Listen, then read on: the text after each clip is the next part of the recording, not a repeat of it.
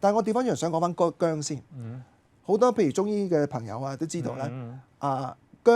薑葱湯係喺我哋中醫嘅真正醫方裏頭咧，嗰個尤其是傷寒嗰邊啊，但係初感冒嘅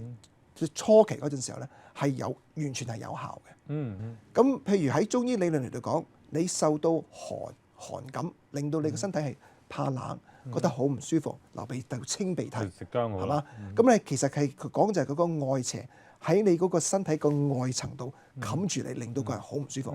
而薑同葱嘅作用咧，你食咗落去咧，你多數人嘅反應同埋每一個人反應咧，就係將你嗰個氣咧係拱出去嘅，